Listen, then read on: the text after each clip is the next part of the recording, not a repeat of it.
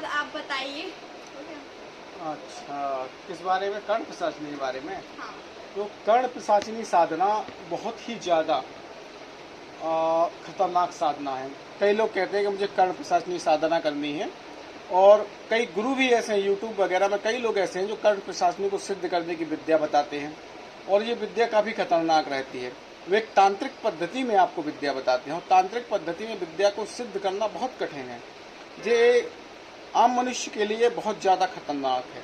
अगर आप गृहस्थ जीवन में निवास करते हैं, गृहस्थ जीवन में रहते हैं, तो मैं कहूँगा कि ऐसी विद्याओं के चक्कर में बिल्कुल ना पड़े।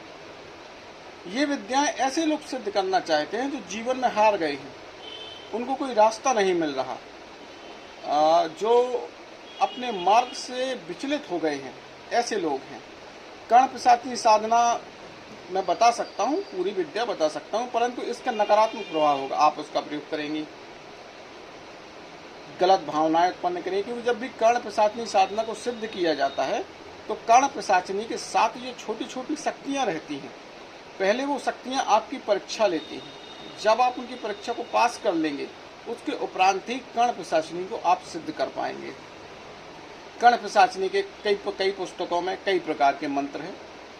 कोई भी मंत्र जो होता है वो सूक्ष्म बनाया जाता है, परंतु उसका अर्थ नॉर्मल होता है। जैसे कि कुछ मंत्र होते हैं, जैसे हम महाकाली की उपासना करते हैं, महालक्ष्मी की, ओम लक्ष्मी देवी नमः, ओम नमः शिवाय। तो उसका जो निवेदन करने का कई शास्त्रों में कई प्रकार से वर्ण है। भगवान शिव आप मेरी सहायता करें, भगवान शिव आप मेरी रक्षा करें।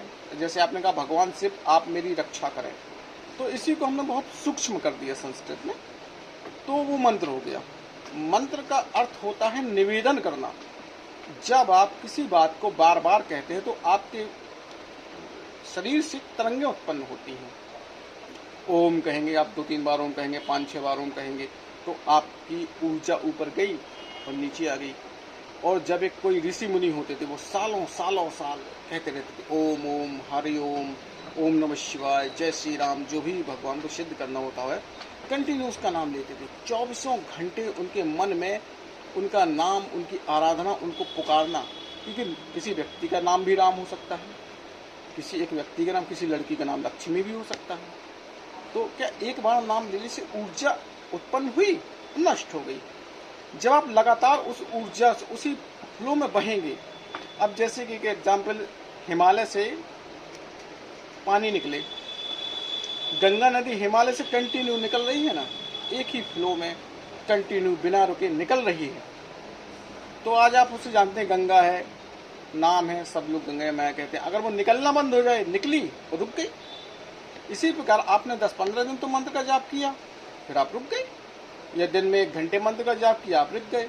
आपने मान लीजिए 1 घंटे में 200 रुपये कमाए, अगले 10 घंटों में उनको खर्च कर दिया, इकट्ठा कहाँ हुए? तो आपको पूंजी इकट्ठी करनी पड़ेगी, तब तो बड़ा अमाउंट होगा, तब तो कोई बड़ी चीज़ आप ले पाएंगे। इसी तरीके से अगर आपको किसी को भगवान को पुकारना है या उनकी शरण में जाना है तो उन्हें पुकारना पड़ेगा, उन तक आपको अपना सिग्नल पहुंचाना पड़ेगा।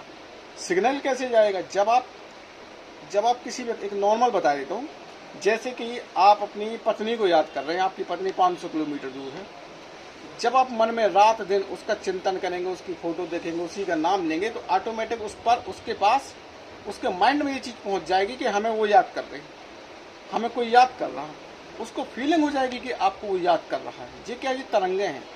अगर आपको आजमाना है तो आप किसी पुराने मित्र को जिसको जानते ना हो 5-6 दिन याद कर लीजिए और फिर उससे बात कीजिएगा, तो आपको ये महसूस हो जाएगा उस तक तरंगें पहुंची, उसे भी आपकी याद आ गई। तो साइंस की भाषा में अगर मैं बताऊं तो तरंगें, चूँकि साइंस अभी इतनी आगे नहीं बढ़ी है कि वो इस चीज़ को समझ सके। मैं जो बोल रहा हूँ उस तर्क को सिद्ध नहीं किया जा सकता, और साइंस कहता है हर चीज़ को सिद्ध करना। मेरे तर्क को महसूस किया जा सकता है, समझा जा सकता है, क्योंकि ये वैदिक युग तो है नहीं ना, यहाँ कोई शास्त्र पढ़ता है। कक्षा 1, 2, 3, 4, 5 हाई स्कूल इंटर में कोई शास्त्र नहीं, कोई वेद नहीं। कुछ लोग ही इसका अध्ययन करते हैं, इसलिए ज्ञान ये सीमित है। अगर आपको अपने ज्ञान को बढ़ाना है तो उस क्षेत्र में जाना होगा।